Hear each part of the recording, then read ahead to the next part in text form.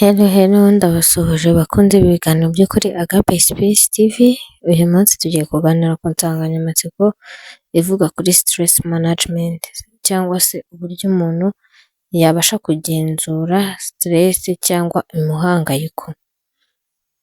Stress rero ni uburyo umuntu akoresha bugamije kugenzura, kugabanya no kwirinda ingaruka mbi ziterwa no guhangayika mu mubiri no mu mitekerereze ya muntu.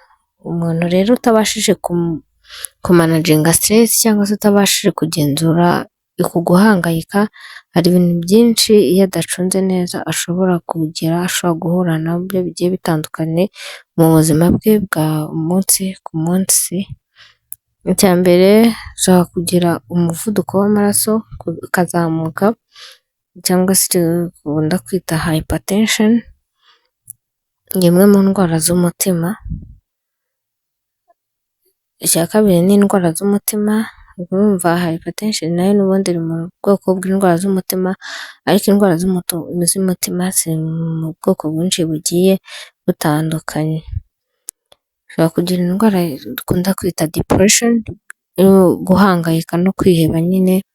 Depression irimo ubwoko bwinshi ndetse itera kwinshi, nayo tuzarebaho uburyo bwayo ndetse n'uburyo ifata n'ibimenyetso byayo, tuzabirebaho ubutaha, ndetse no kugira ibibazo byo gusinzira.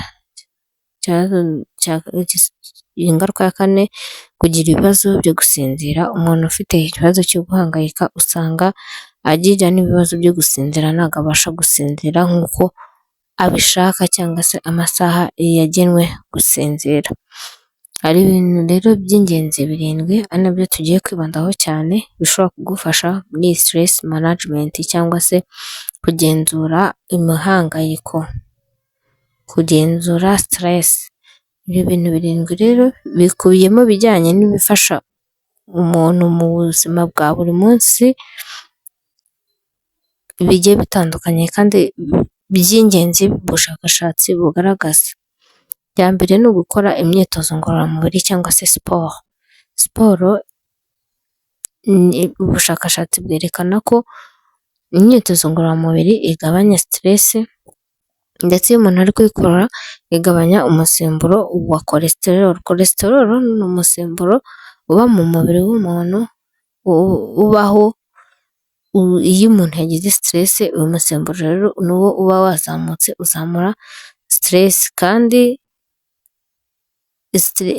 noneho imyitozo ngororamubiri icyo ifasha yongera umusemburo wa endorphin. Endorphin ni umusemburo w'ibyishimo utuma umuntu agira kwishima muri we. Umuntu rero ari gukora siporo akenshi uzarebe aba yishimye. Uyu musemburo rero iyo umaze kuvurwa niho ya mihangayiko igenda igabanuka, ya stress igenda igabanuka. Uko uyu musemburo wa endorphin uzamuka niko cortisol igabanuka, stress ikagabanuka. Rero ubushakashatsi bugaragaza ko byibura minota 30 ku munsi ukabikora gatatu mu cyumweru, hagati y'iminsi 3 cyangwa inshuro 3 cyangwa inshuro 5 mu cyumweru, uba ufite amahirwe menshi yo kuba warwanya iyi stress, ukaba wakirinda kugira bya bibazo byose twarebye hejuru by'umuvuduko, indwara z'imitima, ya depression ndetse n'izindi ndwara zigiye zitandukanye. Ikintu cya kabiri ushobora gukora kikagabanya stress ni ukumenya relaxation techniques.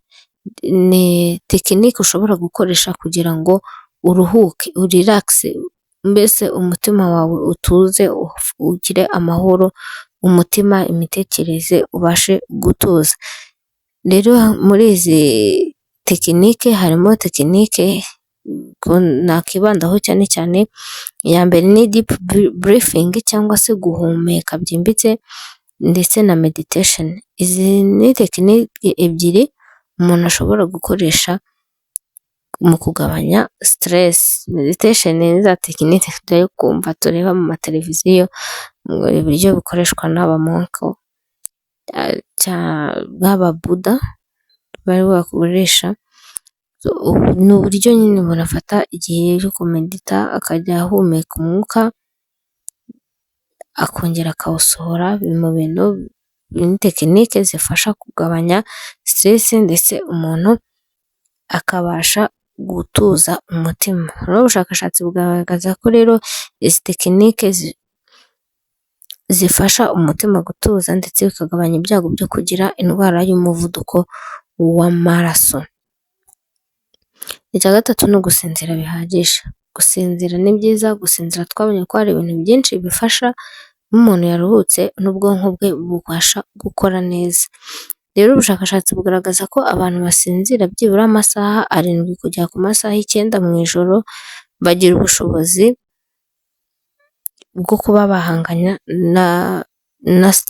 na stress ndetse kurusha abatabasha gusinzira, mbese abantu batabasha kubona ibitotsi stress yabo irazamuka. Kuko nk'ubushize hari ikiganiro twakoze tubona ko iyo umuntu adasinzira neza umusemburo wa cortisol urazamuka, umwe utera stress urazamuka, bigatuma hari ibintu byinshi byangirika mu mubiri. Rero kudasinzira neza bizamura uyu musemburo wa cortisol, umusemburo utuma stress yiyongera. Icya kane ni ukugira gahunda. Kugira gahunda buriya ni byiza, time management. Ni byiza cyane kugira gahunda mu mutwe wawe, ukagira uko wapanze umunsi wawe uko ugomba kugenda.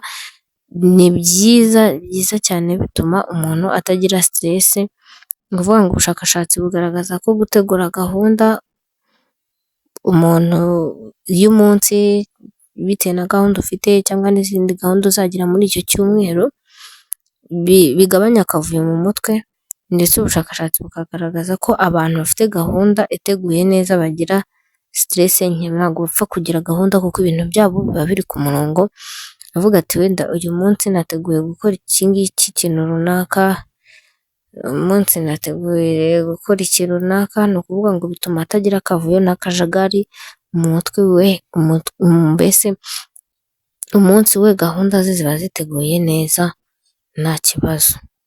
Icya gatanu ni ukurya indyo yuzuye. Kurya indyo yuzuye ni byiza, twabonye ko hari ibintu byinshi ifasha bigiye bitandukanya, ndetse aha ngaha no mu kugabanya stress bigira icyo bifasha, bigabanya stress. Ndetse ubushakashatsi bugaragaza ko umuntu ufata indyo yuzuye ikungahaye ku ntungamubiri bifasha ubwonko gukora neza, ndetse bikamurinda kugira stress no kumva nyine atameze neza mu mubiri. Icya gatandatu ni social support cyangwa se kugira ubufasha, mbese kugira umuntu uguha ubufasha bw'imibanire myiza, kugira umuntu ubasha kuganiriza ibibazo byawe mu gihe wumva utameze neza, mu gihe wumva ufite stress. Gira umuntu w'inshuti yawe umwe wizera mubasha kuganira, ibibazo byawe bibasha kuruhura umutima, ndetse ntukomeze kugira ingingimira ku mutima, ugire stress, ubure amahoro. Ndetse ubushakashatsi bugaragaza ko kuganira n'inshuti, umuryango cyangwa umujyanama w'ubuzima bwo mu mutwe bigabanya stress cyane ku rwego rwo hejuru, ariyo ya social connection, kugira abantu nyine mugirana connection ya hafi, muganira ukamuruhukiraho, ndetse bikagabanya n'ibyago byo kuba umuntu yagira indwara ya depression, agahinda gakabije. Ibi rero birinda agahinda gakabije, kuba wabashije gufunguka umutima ukaba wagira umuntu ubwira ikibazo cyawe. Gukomeza kwifunga rero udafite umuntu wabasha kubwira, ukagumana mu mutima wawe, byongera ibyago byo kurwara depression. Icya karindwi ari nacyo tugiye gusorezaho, aricyo setting boundaries, cyangwa se kwiga kuvuga oya, gushyiraho umurongo ntarengwa ku buzima bwawe. Ni ukuvuga ngo ese ni ukwiga gufata imyanzuro runaka, ukiga kuvuga oya aho biri ngombwa, atari wa muntu wemera ibintu byose. Kumenya kuvuga oya hari ibintu byinshi bigukiza, kumenya mbese kwifatira umwanzuro, ugashyiraho umurongo ntarengwa utagomba kurenga. Ibi bintu ni byiza cyane, ndetse ubushakashatsi bugaragaza ko kudakora ibintu byose usabwa kwiyubaha no kwirinda bifasha, mbese bigabanya umutwaro. Mbese wowe ubwawe iyo wiyubaha ukirinda mu bintu byose ukora, mbega muri make ukabifata, ukaba ufite hari imyanzuro wafashe ku buzima bwawe, hari ibintu wasitinze mu buzima bwawe, bigabanya stress. Kandi ikindi ukabasha ukirinda wipanika, kwipasa muremure, ukora ibintu bikurengeje ubushobozi, ugakora ibihwanye n'ubushobozi bwawe, ibidahwanye n'ubushobozi bwawe ukabireka. Ibi bintu bigabanya stress, kuko iyo ukoze ibintu bikurengeje ubushobozi byongera stress, ukajya wibaza situation ndimo noneho ndabigenza ne no.